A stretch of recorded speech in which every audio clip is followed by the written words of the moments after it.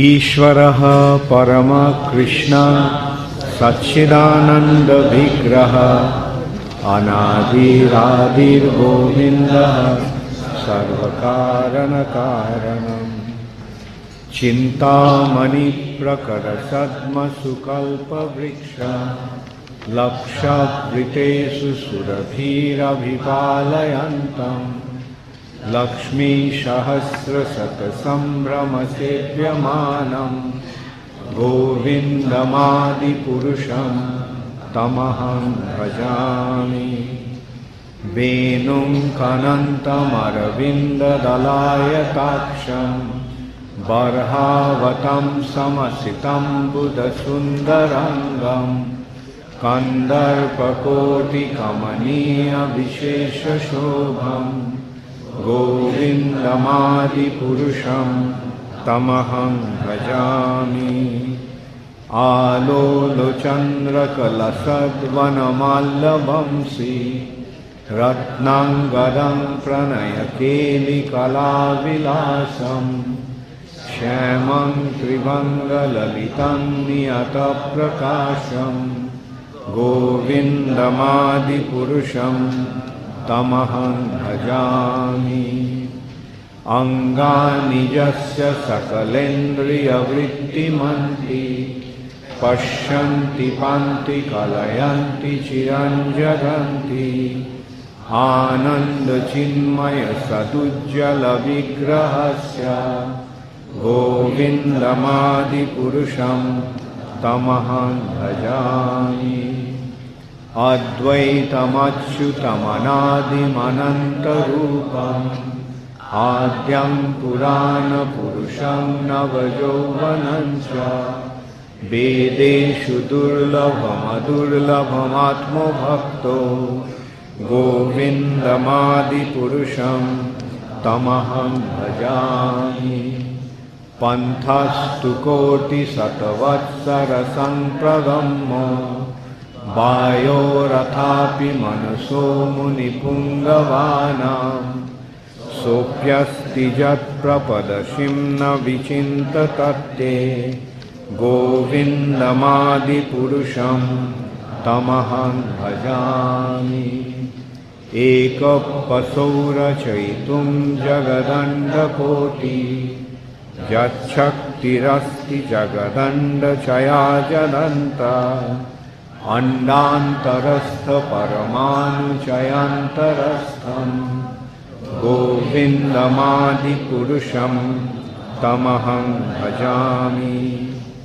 यद्भावभावितो धियो मनुजस्तथैव सम्प्राप्य रूपमहिमासनजानभूषा सूक्तैर्जमेव निगमप्रथितैस्तुवन्ति गोविन्दमादिपुरुषं तमहं भजामि। आनन्दचिन्मयरसप्रतिभाभिताभिर्ज एव निजरूपतया कलाभिः गोलोको एव निवसत्यखिलात्मभूतो गोविन्दमादिपुरुषं तमहं भजामि।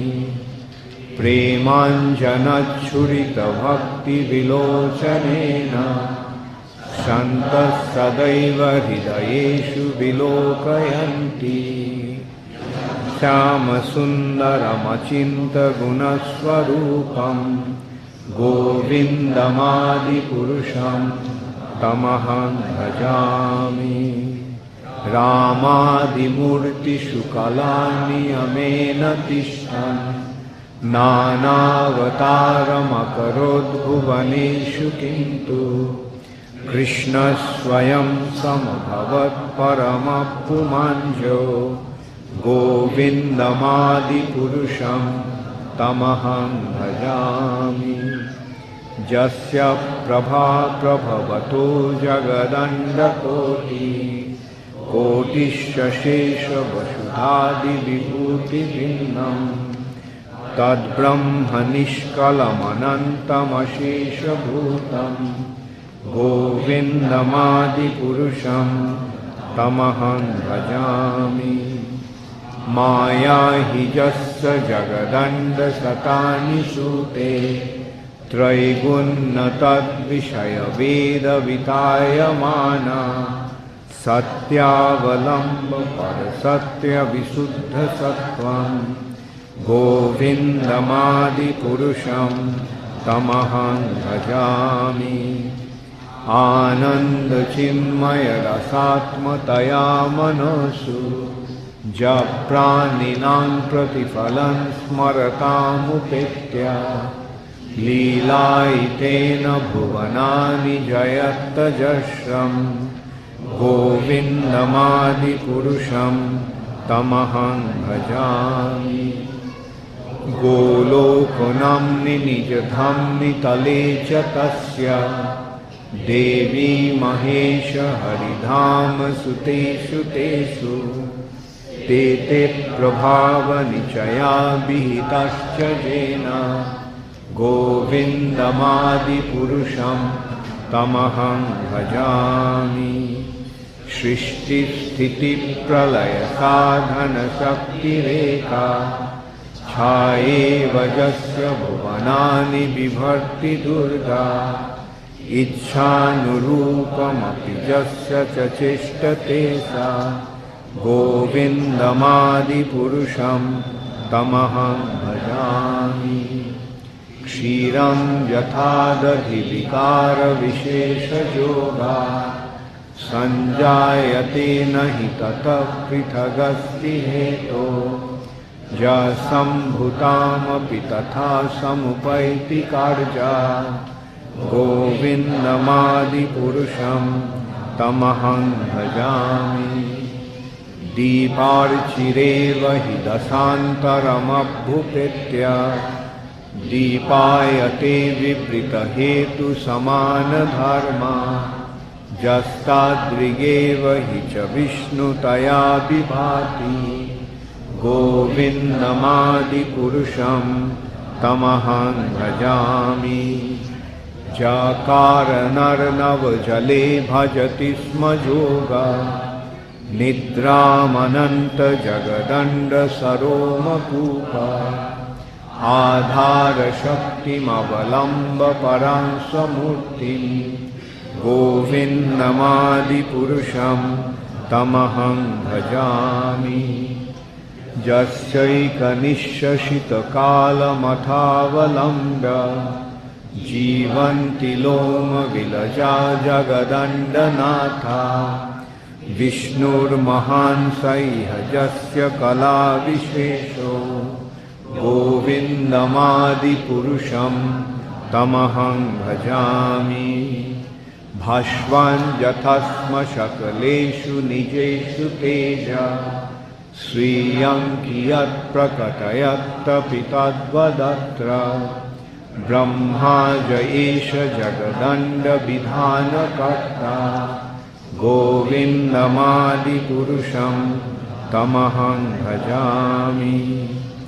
यत्पादपल्लवयुगं विनिधाय कुम्भ दन्दे प्रणाम समये सगणाधिराज विघ्नान् विहन्तुमलमस्य जगत्त्रयस्य गोविन्दमादिपुरुषं तमहं भजामि।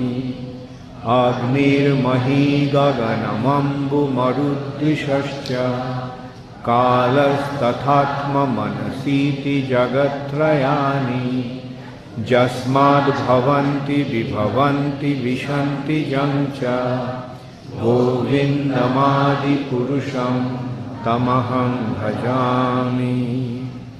यच्चक्षुरेश सविता सकलग्रहाणां राजा समस्तसुरमूर्तिरशेषतेजा यस्याद्गया भ्रमति संभृतो कालचक्रो गोविन्दमादिपुरुषं तमहं भजामि। धर्मोऽथ पापनिचयश्रुतयस्तपांसि ब्रह्मादिकीटपतगावधयश्च जीवा यस्मत्र विभव प्रकट प्रभावा गोविन्दमादिपुरुषं तमहं भजामि जस्तीन्द्रगोपमथवेन्द्रमहोस्वकर्म बन्धानुरूपफलभाजनमातनोति कर्माणि निर्दहति किन्तु च भक्तिभाजा गोविन्दमादिपुरुषं तमहं भजामि यं क्रोधकामसहजप्रणयादिभीति वात्सल्यमोहगुरुगौरवसेव्यभावै सञ्चिन्ततस्य सदृशिं तनुमापुरेते गोविन्दमादिपुरुषं तमहं भजामि श्रियकान्ता कान्ता परमपुरुष कल्पतरुगो द्रुमभूमिश्चिन्तामणि गानमयि तोयम् अमृतम् कथागानं नाट्यं गमनमपि वंशी प्रियसखी चिदानन्दं ज्योति परमपि तदा सत्यम् अपि च स यत्र क्षीराब्धि स्रवति सुरभिभश्च सुमहान् निमेषार्धार्थो वा व्रजति नहि यत्रापि समयः भजे श्वेतद्वीपं तमहमिह गोलकम् इति जन् विदन्तस्ते सन्त क्षितिविरलचरा कतिपये ईश्वरः परमकृष्ण सच्चिदानन्दविग्रहः अनादिरादिर्गोविन्दः सर्वकारणकारः